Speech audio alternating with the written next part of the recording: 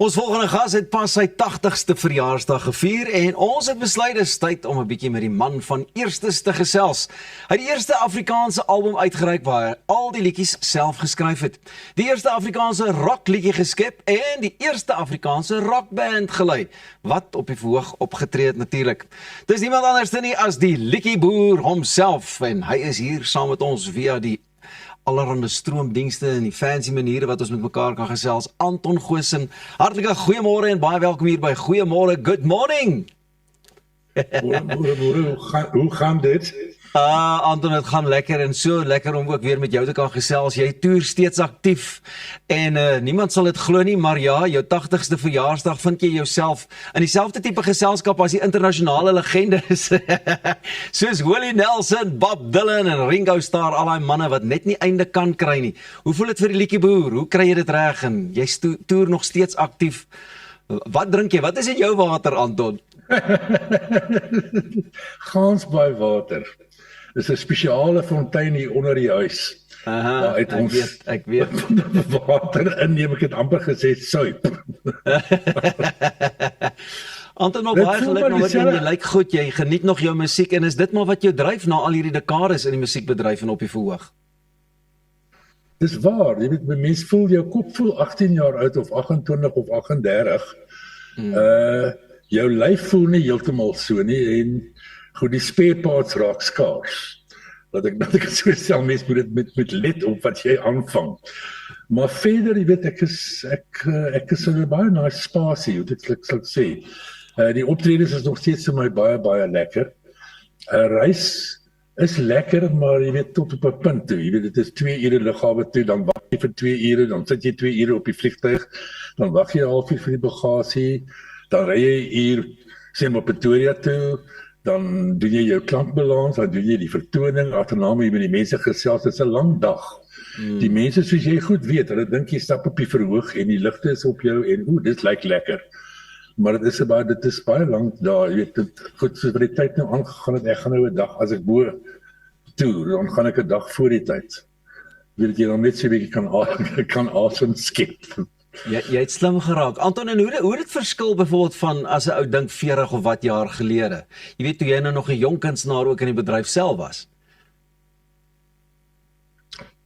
Wel, ons het die land plat getoer met 'n bussie en 'n sleepwa en met 'n hele orkes en dan jy net 6 weke op toer in Namibië byvoorbeeld. Wat baie lekker het, ek het baie aangename herinneringe ook van toe ek saam met Sonja getoer het en saam met Larika getoer het en dan daarvandaan ontwikkel het nou na, goed, is nou 47 jaar. Die Jantjie is die 26 April, is hy 50 jaar oud en het nog steeds nie huis toe gekom nie. So, jy weet, dit is 'n lang tyd in die bedryf. Maar soos Willie Nelson het gesê, beats working. Dit is 'n snaakse ding om te sê, want dit is harde werk, maar dit is lekker. Ek sal niks anders wil doen nie. Ek was al onderwyser, ek het journalistiek gedoen en sulke tipe goed, maar om liedjies te skryf en op te voer en mense hou daarvan, dit is soos jy weet, dit is die grootste besoldiging wat daar is. Anton, en jy het soveel legendariese liedjies geskryf, jy weet, ek in die span het ook begin sing en dan elke keer dan kom ons net op nog 'n liedjie af en nog 'n liedjie uit. Wat dink jy het jou skryfwerk die diepste beïnvloed? Was dit die verloop van tyd of die omgewings waarin jy geleef het en leef tot op hierdie stadium? Ek dink die omgewing veral destyds in 79 was, die aarde het braak gelê. Dit was die tydperk met Europese schmaltz, Schlager musiek, daai vertaalde goeders, wat 'n teenkanting was teen David de Lange en daai tipe met mense destyds se SAIK het beskou het wat gesing het oor dinge wat hulle nie wil hê oor die lug gehoor moet word nie. Dit soos partytjies of te veel partytjie hou en allerlei dinge snaakse goeders rook of drink en ensovoorts. En toe het hulle hierdie Schlager begin doen om die Afrikaner op 'n hoër level te probeer kry, wat natuurlik nou snert was. Maar toe in 79 het Merwe van der Merwe die musiek en liriekbeweging begin en Rosa Keet het die lewendige optredes begin en dit was 'n Rubicon, 'n skeidslyn in Afrikaanse musiek. Want toe het die inheemse musiek tevore gekom. Van digters tot mense wat gedink het hulle is digters, die hele spektrum. En dit was baie groot want al die ander bewegings het daar uitgekom. Die voelvry ding, die Zoid-generasie van Coke, hulle het geen groen, hulle al daai mense het agterna gekom, nie as 'n direkte resultaat nie, maar as 'n indirekte resultaat. En ek onthou musiek in Riek soos gister, saam met Larika en Janie de Tooy en Clarabel van die kerk. Het was wonderlike tye daai tyd. Ongelooflike tye inderdaad. Sonder gewere, sonder die trap. Net gou, dink jy kunstenaars word met die verloop van tyd sagter, skerper of dalk meer of minder uitgesproke?